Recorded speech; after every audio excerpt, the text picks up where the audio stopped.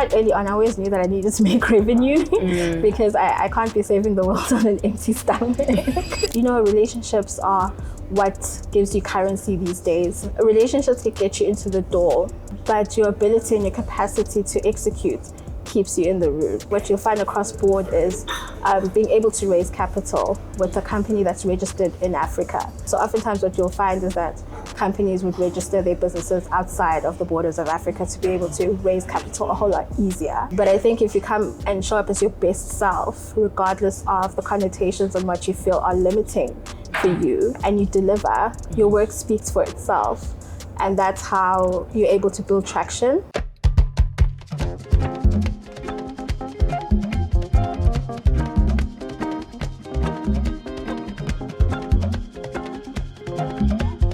Hello everyone, and welcome to yet another episode of the My Tech Story Africa podcast.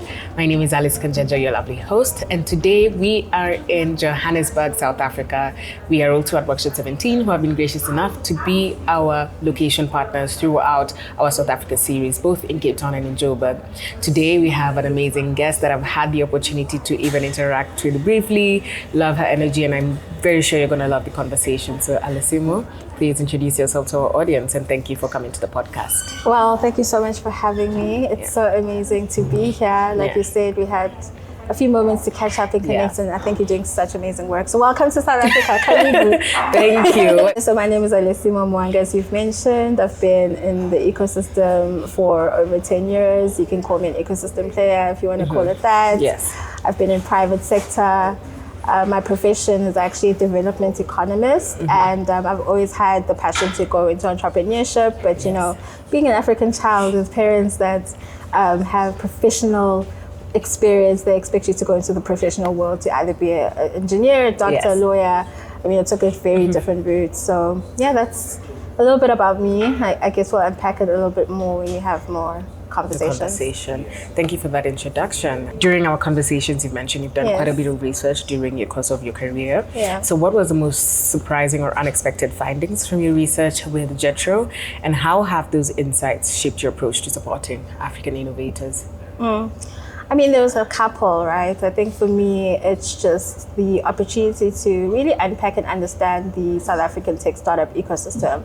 I mean, I haven't done a project like that in a while, so it was an opportunity for me to get insights into what are some of the challenges that startups are facing in South Africa, but also what are the opportunities, also considering the country that's obviously interested in the tech startup industry, and actually seeing that the organization that we were doing the research for has been expanding into the African market for the last couple of years. In fact, they've doubled their expansion, they've doubled their investments. But I think the most insightful things for me was just to understand the difference between tech startups that get to expand into other borders. Looking at models like Time Bank, for example, if you may, and how they were able to expand into the Asian market. Or if you look at similar examples from the study that we did, where there's African businesses like Twiga, which is a Kenyan-based company, that was able to expand into a more fintech solution. And noticing how those evolved, because Twiga was able to do that with getting into partnership with IBM, for example. And then when you look at localized products or localized tech startups with amazing solutions that are probably at grassroots level and probably have been able to demonstrate traction from a user-based perspective, don't really have a lot of high revenue volumes. And also because of the partnerships that they don't necessarily have with retail organizations or big corporate organizations, they aren't really able to scale as quickly as organizations that have established partnerships with corporate organizations. So just basically looking at the differences between tech startups that are able to really build relationships much quickly, and also tech startups that could be brilliant, that could even have the education background, but may not be able to scale as quickly, raise as quickly, and have revenue generated as similar to other counterparts, Yeah. basically. Now that we're getting into the conversation of the challenges that tech entrepreneurs face, what are some others that you've not mentioned yet? And what are some of the ways that you've seen them effectively overcome some of these barriers? So, I mean, with the research work that we did, we focused on key sectors that obviously the client was interested in, which was the health tech industry, logistics technology, as well as agri-tech solutions. So obviously those are very niche industries and niche markets where they face different type of barriers, so they're not all the same. And obviously with the context of South Africa, it's quite different, right? So I'll just focus on, some of them that bounced out a little bit more for me. For example, with the health tech industry, you'll find that the regulatory process in South Africa is quite intense. And interestingly enough, a lot of health tech startups actually register or they go through trial processes to get regulation approvals for medical devices or trying to manufacture specific products outside of South Africa, which is quite interesting. And the common countries you'd find would be Japan, it would be the States, it would be Europe. You'd also find that it's a bit difficult for them to be able to run trial tests in South Africa as well. And so they would probably start off in a country outside of South Africa and then come back to South Africa to pilot the program. But also most importantly, what you'll find across board is being able to raise capital with a company that's registered in Africa. So there's obviously a lot of limitations to be able to get the capital flow into the country. So oftentimes what you'll find is that companies would register their businesses outside of the borders of Africa to be able to raise capital a whole lot easier. And then the other things would obviously be government regulations. And South Africa's got quite a lot of those. And sometimes the sentiments could be quite negative. If recently in South Africa, there were the land laws that were announced that, spread a lot of misinformation. And those kind of things could also have an impact on investor sentiments, right? Yes. So a lot of the challenges in South Africa are systematic when you look at it from a founder perspective. But it can also be a market challenge as well. So they're various challenges that you find across board. Again, I'm speaking from specific sectors that I was doing research on. But they've overcome it in different ways. A lot of them bootstrap, which a lot of founders need to do. So that means probably working for a while, saving money, and then starting off. A lot of them got angel investment capital, which is very rare in South Africa and most African markets, I'd like to believe. And with that, you'd obviously have to start creating traction for you to be able to even get access to angel investment. So it's a catch-22 in that perspective. Yes. I think also relationships, right? So if you have already started working in the industry, you've gained expertise in the industry, a lot of angel investors or stakeholders in the industry would obviously trust you more. So if you've got specific expertise within your business, already puts you at a strength compared to somebody who might not have the experience or the exposure or the network. So it's a combination of things, I'd like to think. I agree. And, now that we're in the conversation of regulation, I think that is an issue that could be classified somewhat across the board, especially in the fintech space as well. And so how would you say that policymakers can move beyond generic support to create targeted policies that address the unique challenges women, especially, and youth entrepreneurs face in Africa? Because I know you also focus on that as well.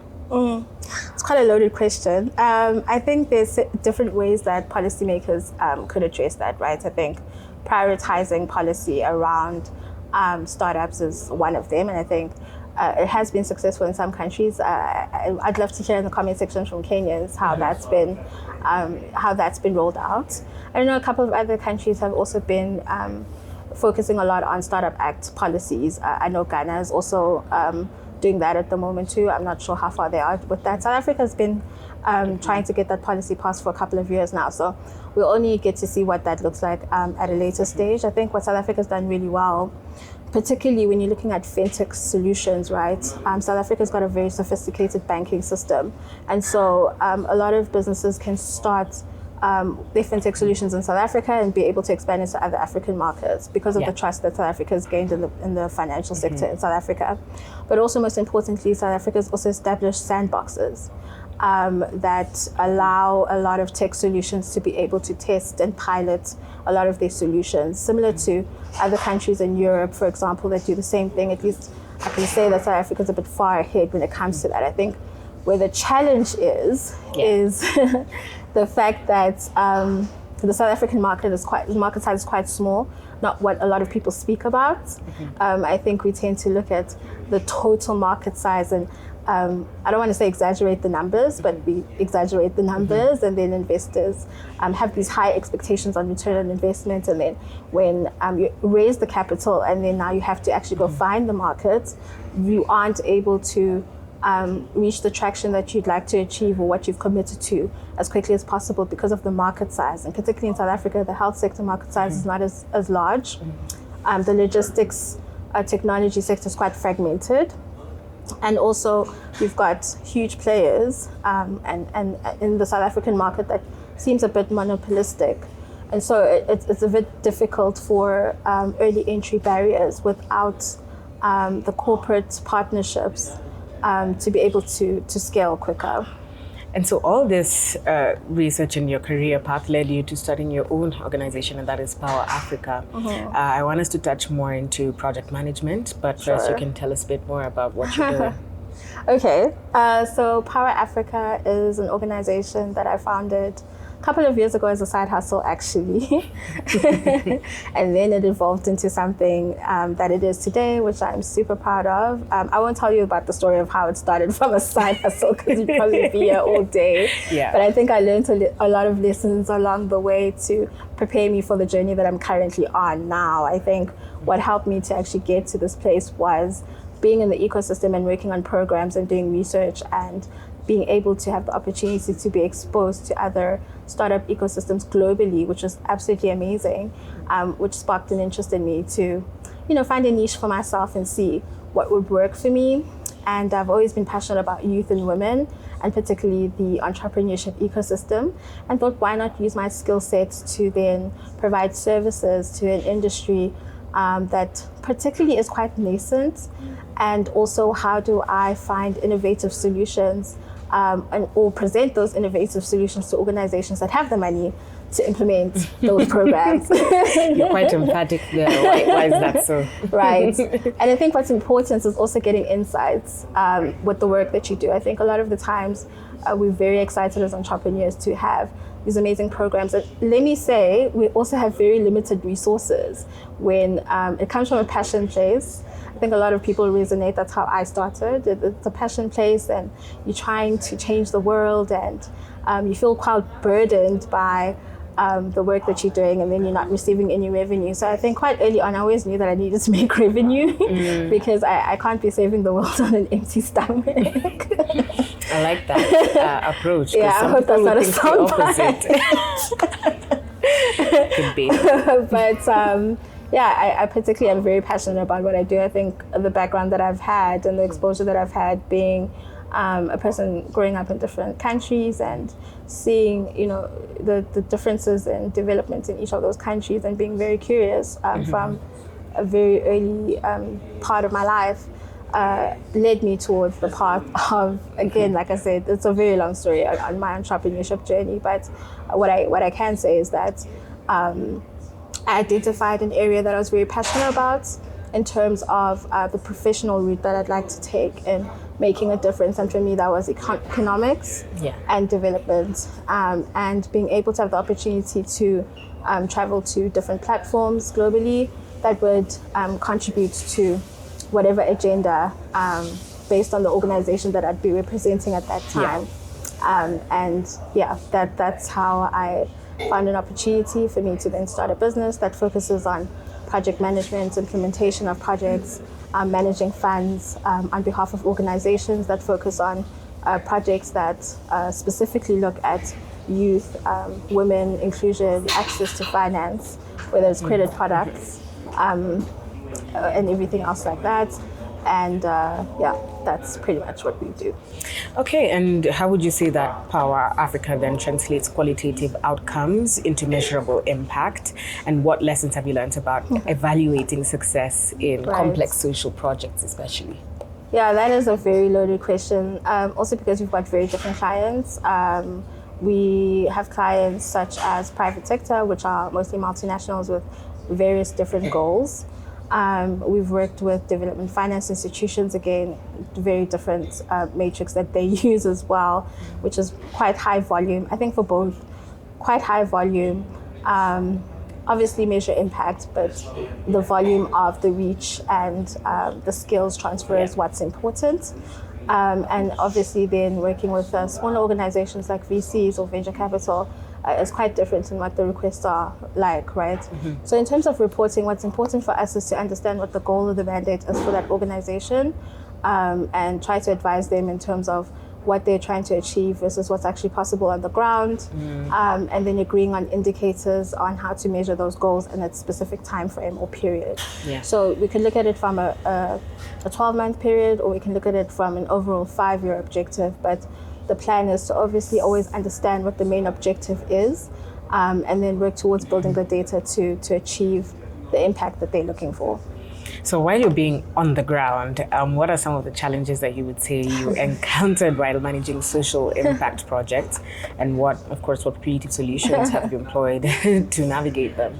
Oh, I mean, people are genuinely just challenging, right? Absolutely. Our work deals with people all the time, so it varies from the beneficiaries to the organizations to government institutions. I could name it all, right? But I think the challenges would definitely be, as a small organization, competing against bigger legacy agencies that have bigger resources and bigger budgets and bigger access and bigger. And what would happen most of the time is that you'd find that you would implement something and someone with a bigger budget is able to do something much bigger and grander. But I never look at that as a negative thing. I take that as a compliment, that at least, okay, so our work is being seen clearly and you're able to contribute and influence the industry in different ways. So that's how I look at it. I think for me, the challenging aspects that we experience quite a lot is also collaboration. A lot of people like to focus on their own initiatives, drive their own initiatives, shine on their own, if you want to put it that way. But there's so much power in collaborative work and shared resources that you're able to reach people a lot more. So people are a bit reserved in terms of collaborating unless there is shared value in that. And sometimes when you do present the shared value, they still don't see it. So it takes a lot of stakeholder engagement, continuously showing up, continuously demonstrating and showing the work that you do to get buy-in, whether it comes from bringing in new stakeholders into the projects that you do, or beneficiaries to be a part of the initiatives, or even the organization stakeholders that you work with. So the employees, like that's also a thing that you need to take on a journey with you. It's for them to also take ownership and buy into the vision that they want to achieve with any social projects that they want to execute on. Projects that they want to execute on, yes. Let's actually look at collaboration as a catalyst. So in your experience, what are some of the key ingredients for building trust and alignment in partnerships focused on social impact? Building trust. I would say credibility. And that requires you to actually do the work, and do the work to your best ability. Because sometimes, we want to see results quite quickly, and we want to establish those relationships quite quickly. I like to say professional relationships are just like our personal relationships. Think about the friend that, I don't want to say stalking, but you've been seeing out there, and you want to, be besties with that person. What are the things that you would do to, one, get their attention, and two, once you've got their attention, keep their attention? So I think we focus a lot on trying to be in the right place at the right time, but we don't actually have a strategy in terms of, once we've got that attention, retention, what are we actually doing with it? I think that's where a little bit of the challenge is. But I think for me, in terms of building the trust, again, for me it was, and I didn't know this, but in hindsight, it was me actually working professionally in the industry, learning the trade, building the relationships, because that's actually where you build the relationships, right? And I think most importantly, the exposure to different projects, Yeah. and building the skills and the capacity to actually execute on projects, because that's where the trust aspect comes in. If you take on more than you can actually, deliver on, you overpromise, under-deliver. Those are elements that have an impact on trust. And unfortunately, you already have a negative perception when you walk into a room. And I don't want to go into the gender topic and being an African, because those are all things that everybody deals with. But I think if you come and show up as your best self, regardless of the connotations and what you feel are limiting for you, and you deliver, your work speaks for itself. And that's how you're able to build traction. Yeah. That's how you're able to maintain those relationships. Because I think I read something quite interesting the other day where somebody said, relationships are what gives you currency these days. And I can agree with that. But some of us didn't necessarily have those relationships from the word go. Relationships can get you into the door, but your ability and your capacity to execute keeps you in the room. So if you can't manage your relationships, if you don't have the capacity to execute, or you don't have the team to provide you the capacity to execute, then you could show up for that opportunity and absolutely mess up on that opportunity. And your reputation, unfortunately, because we don't have capital, is the only thing that you have.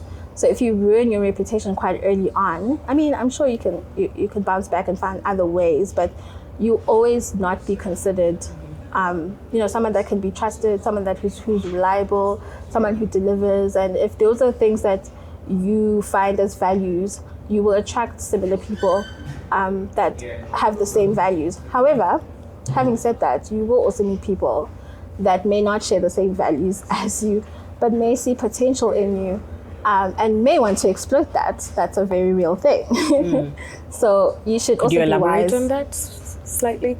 So I think just having wisdom and discernment in whatever situation that you enter into. I think it's important for you to assess the room in what you're entering into. So it could be someone who doesn't share the same values as you, such as integrity, or somebody who wants you to take shortcuts, or somebody that is making certain suggestions that you don't agree with as a person. So if you still find a way to align yourself with a person that doesn't share the same values as you, and you don't have discernment, and then you find yourself in a situation that is undesirable, then you end up having to take accountability of the consequences that you face from that. So going in with your eyes open. Yes. Popularly, people say that in Africa, for you to be successful in business, you need to build relationships. Right. So if I'm clear with your statement, right, are you saying that if someone comes into this market, has the capital, but not necessarily the relationships, they're less likely to still be successful? No, I don't think capital is the only thing that allows you to be successful. It's a very good resource to get you started. Yeah. I think capital is important. I think without it, it's very difficult to get started anyway, right? Because even when you start, you have to bootstrap as a Black founder. I think relationships are important because people do business with people. They don't do business with products or services. So people like to work with people that they like, or people like to work with people that share the same values, whether it's good values or bad values. That's what attracts you to each other. Yeah. So no, I don't think capital is the only thing. And I think that's where the challenge is with a lot of tech founders at the moment, right? You're able to raise all this capital and there's hype around it. But the minute you have to go into markets and you don't receive the market validation of the product market fit, you kind of are on your own with that. And so you either sink or you swim. Yeah. And maybe you make it through the hype and you actually get product market fit, but you don't have access to market. So how do you then grow a business? So I think those are really important things that founders need to consider when, and I think as part of the research as well, is that capital is important, but market access is just as important. Co-product development is just as important, because if you're working with organizations that have specific access to skills, knowledge and tools that can help you do things much better, quicker and faster, that also has an impact on how much revenue you'll generate or not generate. So maybe you can share an example of where a collaboration or partnership for you has actually been transformative or changed the effectiveness of something that you've worked on. Okay, I'll speak from a positive perspective. Yeah, there's quite a few, I feel. So I will use an example in terms of our first clients that we were fortunate enough to sign on as a client 5 years ago, which first of all, we thought that was extremely impossible. Like, they're a huge multinational. Whomst are we to get this contract, right? So we had to really put everything that we had into it. We didn't make profit the first year, obviously. So, but I mean, the point was to get our foot in the door, which was most important. And already they had formed a collaboration within, the organizations, the multinational organizations that we work with. So there's about 6 of them. And from that, and I didn't actually believe this when someone told me this, even though obviously I've been in the space, and I realized that once you're able to secure that one big contract, then you're able to secure others. The tough part is securing that one big contract that demonstrates collaboration, for you to be able to then demonstrate that you're able to execute and manage these stakeholders, and also demonstrate impact, and also demonstrate quality. Pricing is another story, right, for another day, which you learn along the way and improve on. But that was definitely one of the milestones in anchoring who we are today. I don't want to lie. So I always acknowledge them as the original OG partners that took a chance, a huge risk actually, in us. And then other opportunities came by from there, because we're able to demonstrate as a case study, this is what we started and this is where we are today. Even sometimes I get surprised on the type of work that we have been able to achieve as a very small team. It's insane.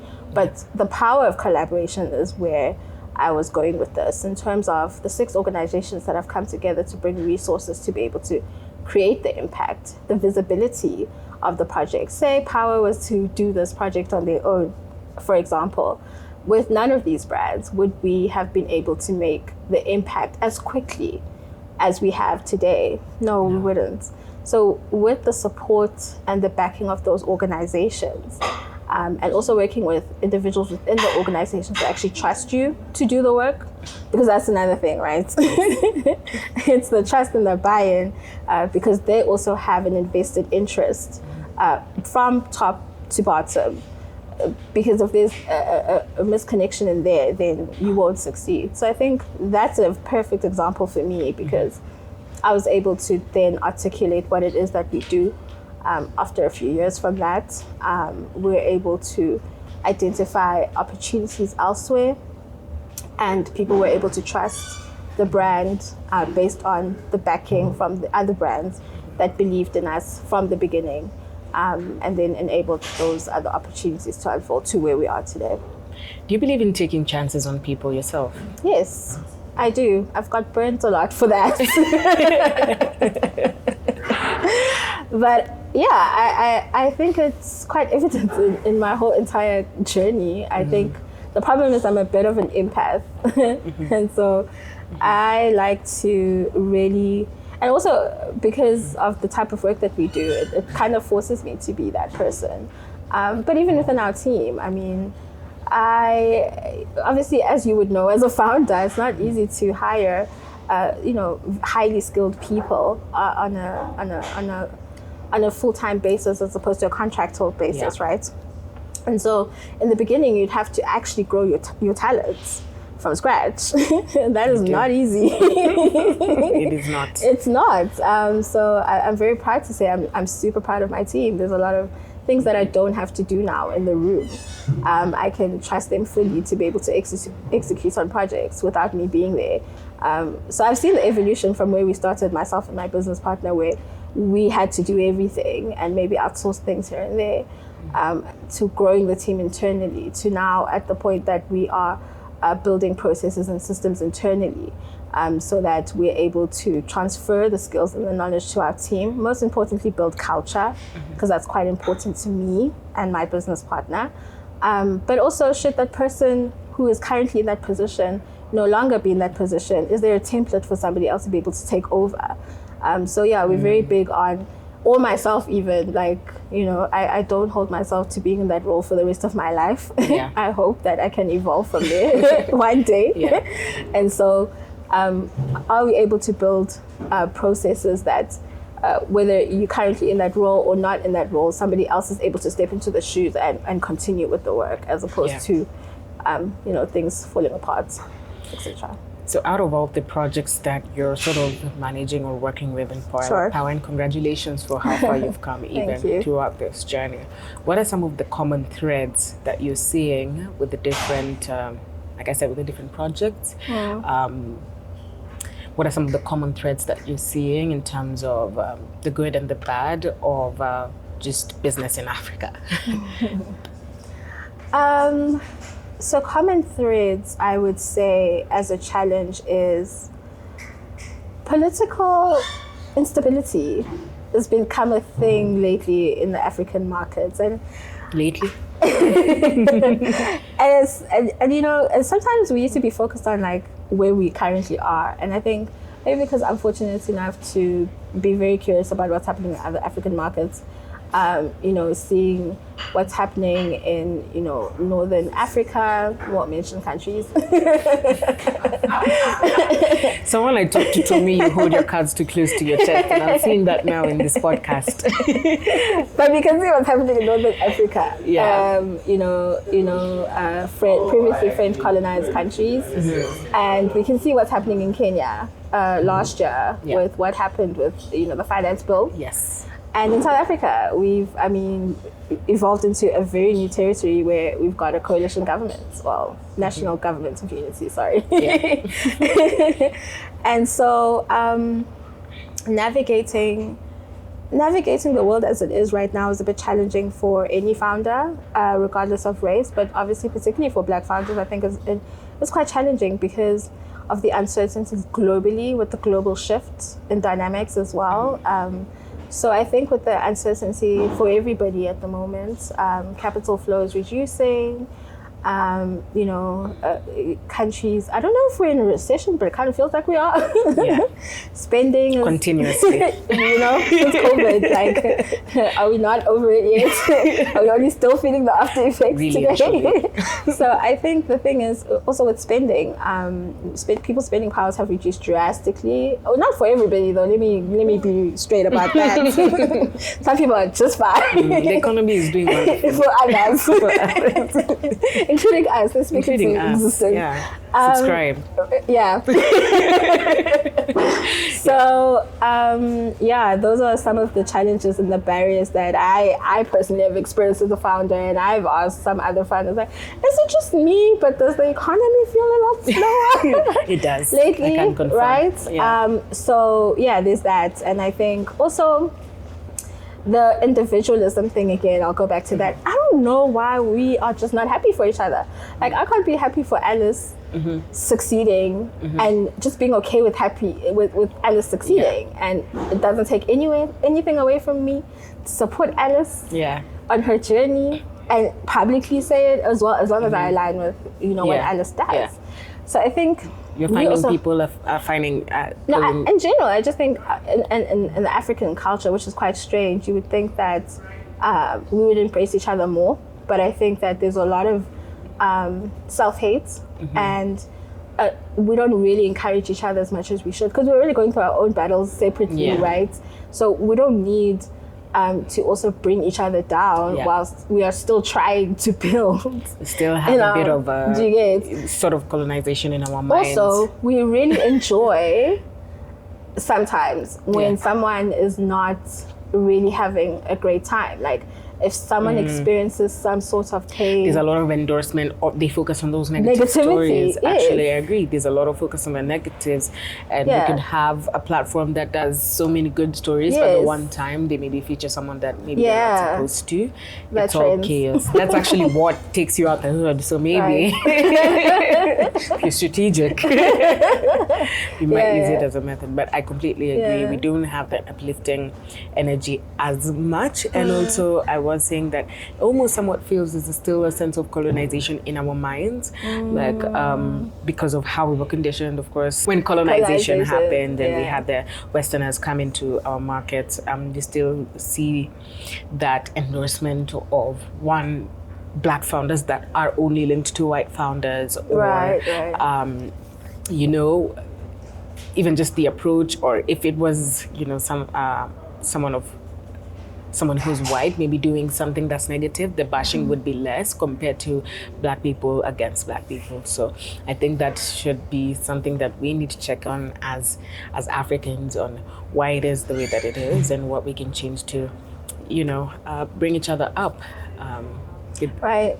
I think we might have a way to go with that, but I'm hopeful. I think it starts with you as well, in terms of course, who are you surrounding yourself with. The minute you feel a shift where you don't feel like, you know, someone would clap for you, or you also check your heart. If you're not clapping for somebody, that's witchcraft also. So I feel like it's important for it to be reciprocal and not extractive. But also, I think another thing we don't talk a lot about is also ageism, particularly in the African context.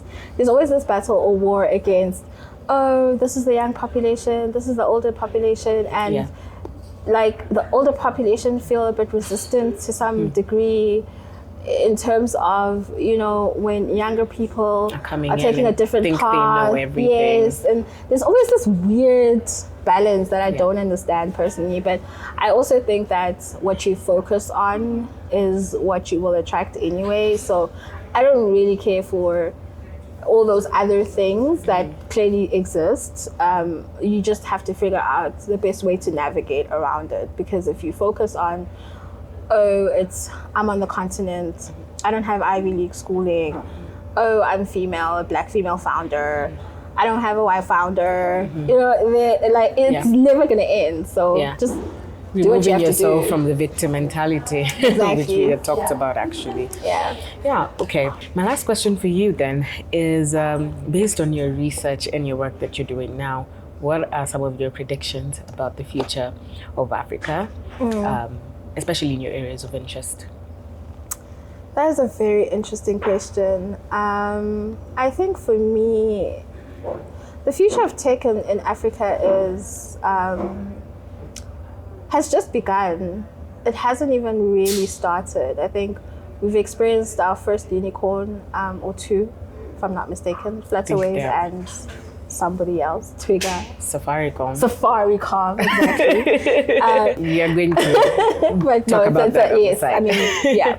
It is a fintech. It definitely is a fintech, So I think we are going to see a lot more solutions that are digitized. I think what we might end up seeing, because that's where the gap is what we don't realize is that a lot of people think that, well, the tech industry is obviously more desirable for investment, but the small enterprise, medium and enterprise companies are the ones that actually anchor, you know, countries in terms of GDP contribution, according to stats. So you might want to see a lot of those kind of businesses transforming into more digitized businesses, or even informal markets being transformed into more digitized way of operating, for example, is how a lot of tech solutions might revolutionize the way they operate, number one. Number two, you might find a lot of more corporate acquisitions in tech solutions, which that would be really interesting, because we haven't seen a lot of those merger acquisitions in Africa, just a few. That's true. But they're huge, actually.